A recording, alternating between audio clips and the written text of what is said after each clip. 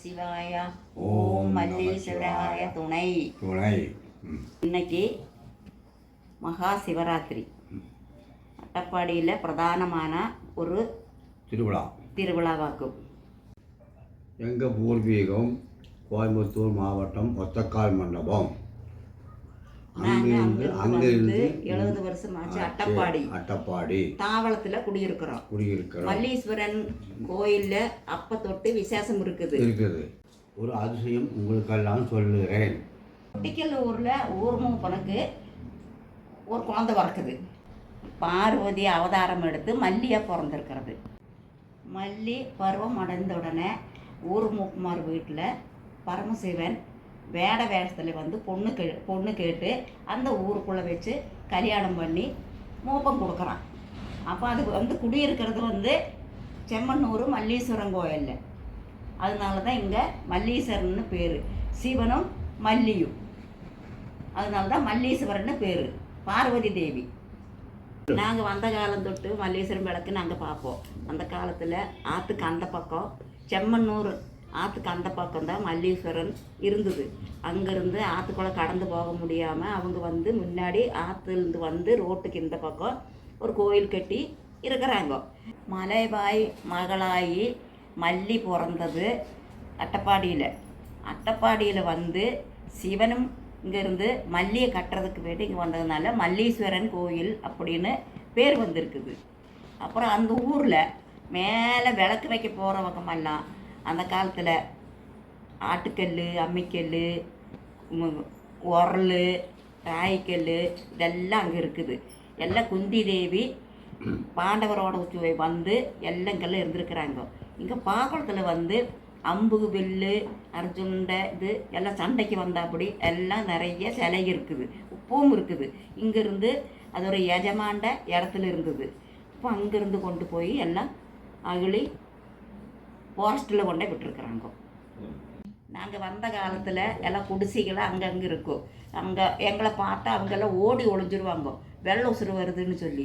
வெள்ளை உசுருன்னு சொன்னால் அயல் நாட்டிலேருந்து வந்தவங்க, அதனால வெள்ளை உசுருன்னு சொல்லுவாங்க. இந்த காலத்தில் எல்லாம் சமச்சதுரம்.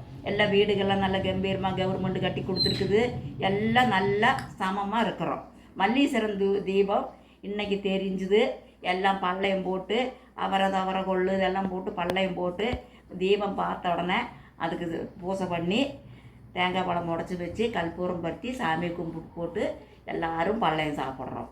உண்மையாக ஒரு அதிசயம் சொல்கிறேன் எல்லாத்துக்கும். எல்லோரும் கேட்டுக்குங்க. நான் முதல்ல தேங்காய் வியாபாரியாக்கும். நான் தேங்காய் வியாபாரத்துக்கு போயிட்டு வரும்போது எல்லோரும் சொல்கிறாங்க இங்கே சிலைகள் நிறையா கிடக்குது அப்படின்னு. நான் அங்கே அந்த இடத்துல போய் அந்த சிலையை தான் பார்த்தேன். நேரடியாக பார்த்தேன். எல்லாம் அம்பு, வில்லு, ஜுரிகை எல்லாம் இந்த பாண்டவர்கள் சண்டைக்கு நின்னது ராமாயணம் போல் இருந்த சிலைகள் எல்லாம் அங்கே இருக்குது. அப்போ உண்மையாகவே இதெல்லாம் நடந்துருக்குது. பாண்டவர்கள் யுத்தம் நடந்த மாதிரியாக தான் அங்கே இருக்குது. அந்த மாதிரி சிலையை தான் நான் பார்த்துட்டு என் கண்ணார பார்த்துட்டு வந்தேன்.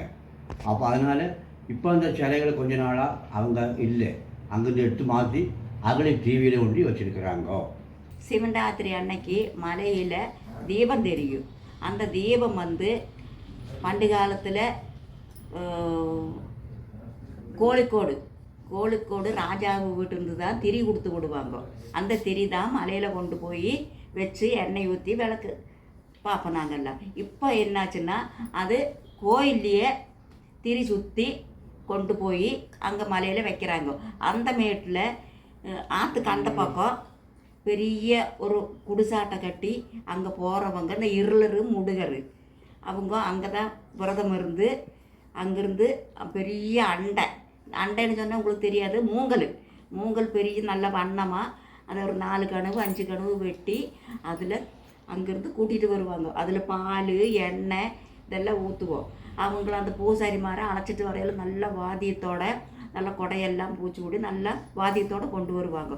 கொண்டு வந்து கோயிலுக்கு முன்னாடி வச்சு அந்த திரியை சுற்றி அங்கேருந்து கொண்டு போய் அங்கே ஆற்றுக்கு அந்த பக்கம் இருக்கிற மல்லீஸ்வரன் கோயிலில் சாமி கும்பிட்டு மலை மேலே போவாங்க.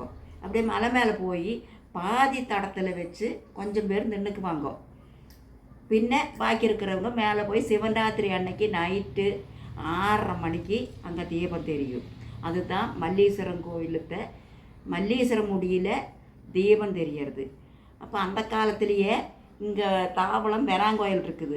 அங்கேருந்து ஒரு சப்பரம் வரும். சப்பரத்தில் சாமி அங்கேருந்து அழைச்சிட்டு வந்து வாத்தியத்தோடு வந்து வீட்டுக்கு தண்ணி ஊற்றி பூஜை பண்ணி அது மல்லீஸ்வரன் கோயிலுக்கு கொண்டு போய் வைப்பாங்க. பின்ன ஆடு மாடு இதெல்லாம் அங்கே தானம் பண்ணுவாங்க. நிறைய தமிழ்நாட்டுக்காரர் வந்து அன்னதானங்கள்லாம் போடுறாங்க.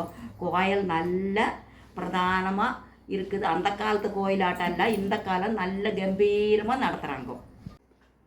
மல்லீஸ்வரன் கோயிலில் மலை மேலே தீபம் பருத்திருக்கு. பொட்டிக்கல் ஊர்க்காரரும் அப்பனூர் ஊர்க்காரரும் முடுகருக்கு தான் அந்த கோயிலில் வந்து தீபம் பருத்திருக்கு. மல்லீஸ்வரம் முடியில் போய் தீபம் பருத்திருக்குள்ள உரிமை இருக்குது. கோயிலுக்குள்ளே வந்து இருளமாருகோ அல்லாமல் பூசாரியா வேறு ஐயமாரா அவங்கெல்லாம் கிடையாது. எல்லாம் ஆதிவாசிகள் தான். ஆதிவாசிகளுக்கு உண்டான கோயில் தான் அது. இப்போ எல்லோரும் சமமாக எல்லோரும் போய் கும்பிட்றோம். எல்லாம் தமிழ்நாட்டுக்காரெல்லாம் நிறையா வர்றாங்க. நல்ல பிரபலமாக இருக்குது.